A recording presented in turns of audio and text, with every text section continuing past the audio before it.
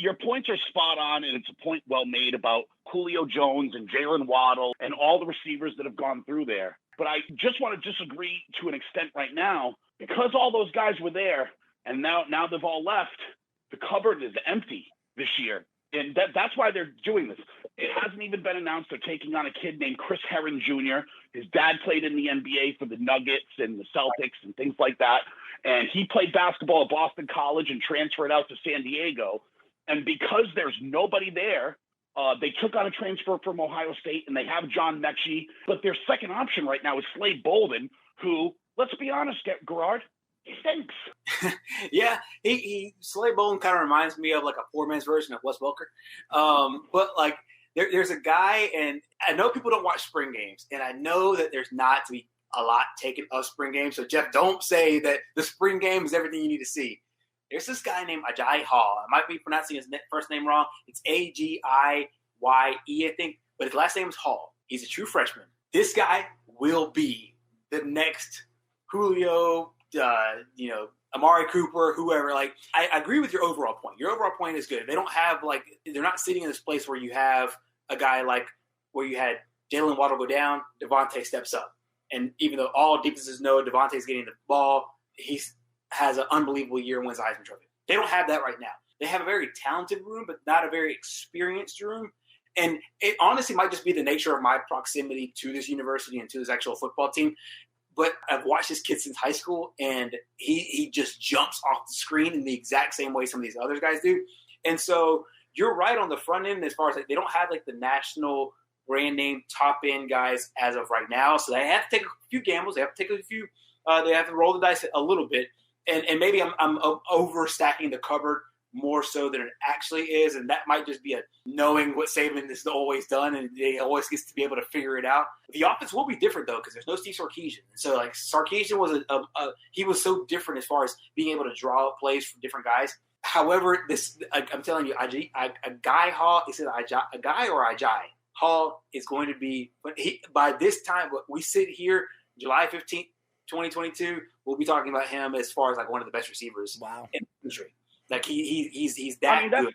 That's all well and good, but you're spending 2 and 3 minutes putting lipstick on a pig is what you're really doing, right? Because this is what you're doing.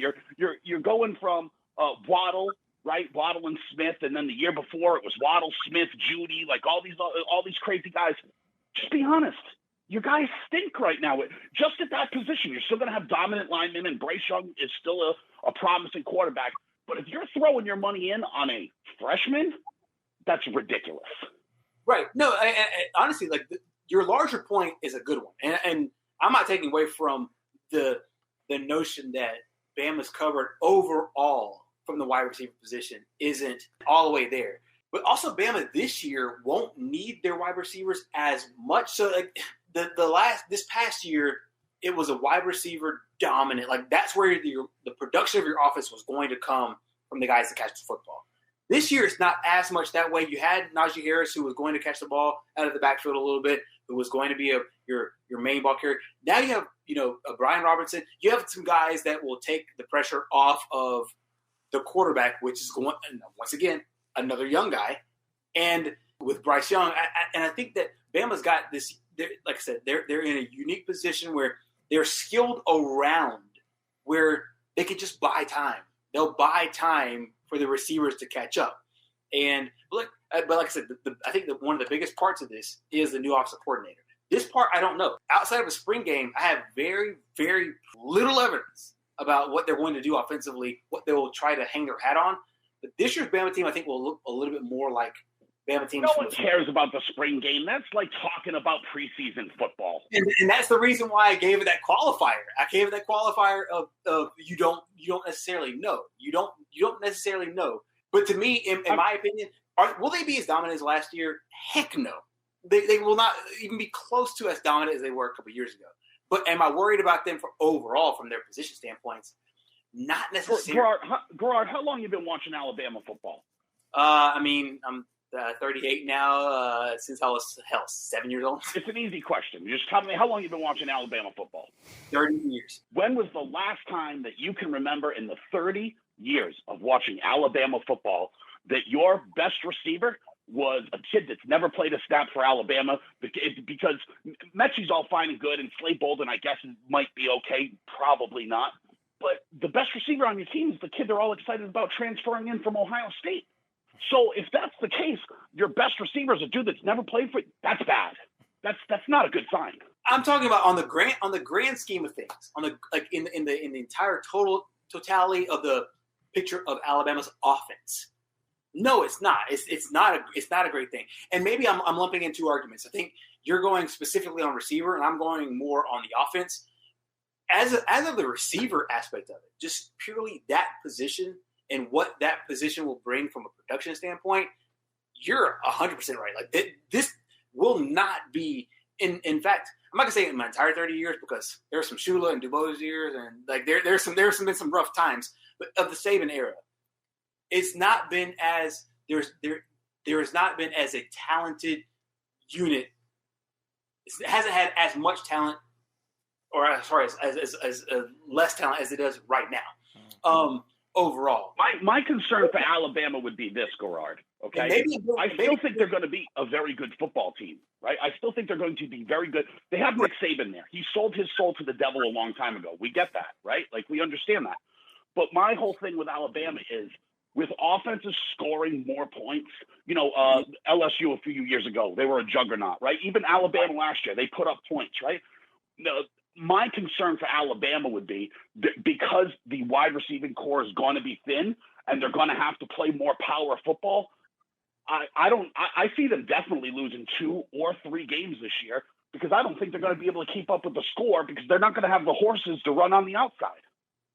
If they get down in games, that's where I agree with you. But I mean, look at their schedule. I mean, their schedule kind of works out because they get Florida on what's Florida going to be? I mean, they Miami, which is what's Miami going to be like? Tennessee still struggling. LSU, I still don't believe in. So, like, honestly, I think the record might be where they, even if they do lose 2 games, I don't know what Auburn. Like, I think the entire SEC and the entire country caught Bama at a good time because this year, right now, Bama, I don't believe in wholeheartedly as I have before. I just believe that Saban can be able to get it done because they got a lot of defensive guys back and they got a good running game. They're replacing almost the entire offensive line, but they replace it with 5-star guys. Can they develop those guys? That's the question. And they always have had. And so maybe I'm extending them a credit that they probably should be extended until I see it on the field. But I mean, as of right now, and I'm not trying to be a homer for Alabama because, like I said, I didn't grow up a Bama fan. But like, you're not. You're not being a homer. We respect you far more than Mark. but I do want to just want to slightly because you see by name, right? You went ahead and did it, and it makes me furious, right? Tennessee made an improvement in a very important area this year. They went and got Josh Heupel as their new coach. Do you know where Josh Heupel was previously? He was at UCF, right? UCF. What kind of offense do they run? They're going to be vastly improved because they're going to run a whole new system. That UCF system that he was running is proven to take down SEC teams like they did against Auburn in the Peach Bowl 3 years ago. Right. And Tennessee's got to go to Tuscaloosa, and that's a place where it hasn't been great for Tennessee. I agree with you. I agree that Josh Heupel's going to he will turn that program around.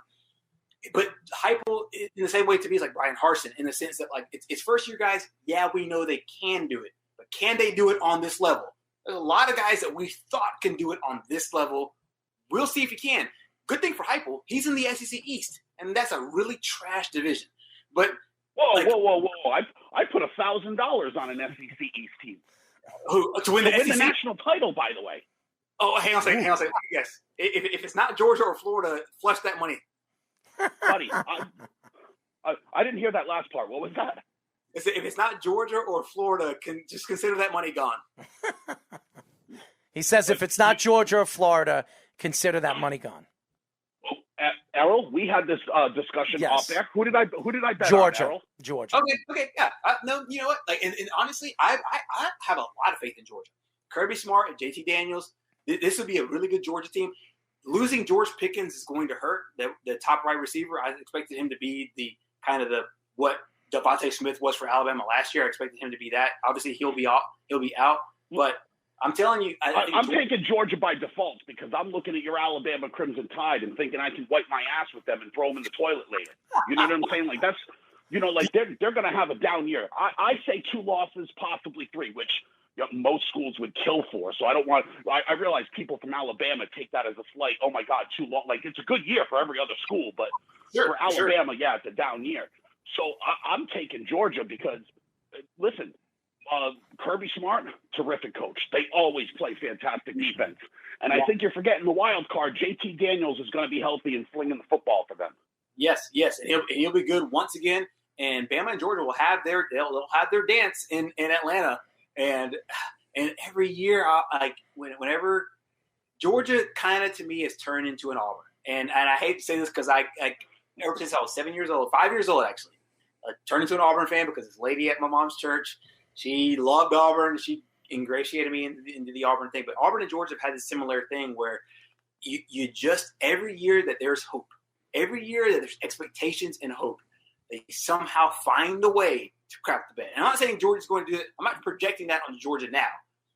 I mean, you're not wrong. Georgia is traditionally a choker, right? You're not wrong. But I'm looking around that division and saying probably a down year for Alabama. Right. Probably. And how much of that do you take into coaching? Like how many in basketball, I like to do this comparison. For example, in basketball, I say a good coach off of inbounds plays and timeouts can steal maybe 6 to 8 to 10 points a game. They can steal that just drawing up a good baseline play, just drawing up a good play out of a timeout. They can steal that. To me, Nick Saban can steal you a game or two in the SEC. Spoken like an absolute, complete, cocky Alabama fan, right? Because here's the problem with this, right? You're forgetting Kirby Smart had Alabama beat in the SEC title game until they put Tua in. That was a Hail Mary pass for Saban to go, I guess we're going with the young kid because Jalen Hurts stinks. Right? To be fair, Tua did have a good second half. Like, it wasn't just that throw. That throw kind of capped it off. It was the exclamation point. But he had a good second half. Right, but you're forgetting. But this is the thing. Kirby Smart has been the closest to any of the former Saban tree disciple people of beating him. And he had him in that game, and it was, how do you game plan for an unknown? No one knew what Tua Tagovailoa was going to do in that game, and he had him beat. I think this is finally the year the dogs get over the hump. Don't forget they did it in reverse too, though, Jeff. But otherwise, you're spot on, though, because they are, Georgia traditionally, Garage, you're correct. I mean, they're traditionally chokers. They did in reverse, though, too, Jeff. Remember the SEC title game the next year, too. Tua struggled or got hurt. I forget. He got hurt, and then Jalen Hurts won them the game the other way around. But, this Bulldogs team is just they're going to be really, really tough. And I think because of the down year for some of the other teams, I'm riding the Bulldogs this year. And honestly, I can't fault you for that because I think Georgia does have the best team going in, and they're hungry. And also, I think that there's a tinge of, I don't know if he'd get fired, but there is a tinge of pressure, I think, on Kirby, and it's a healthy pressure. I think most coaches need this kind of pressure. And that's ridiculous that you think there's pressure on Kirby Smart. Do you know how long they stuck with Mark Richt?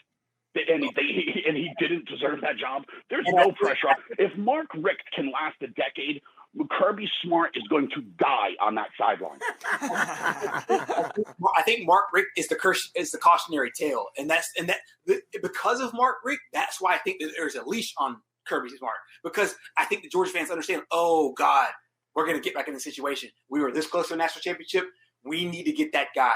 And like I said, there might not be any pressure. I'm not a booster at Georgia, so I don't know how much pressure there is. But they opened up with Clemson game 1. There'll be a lot to be said about that very first game. And I think we'll see a lot about those two teams game 1. And obviously game 1s don't tell everything about the story.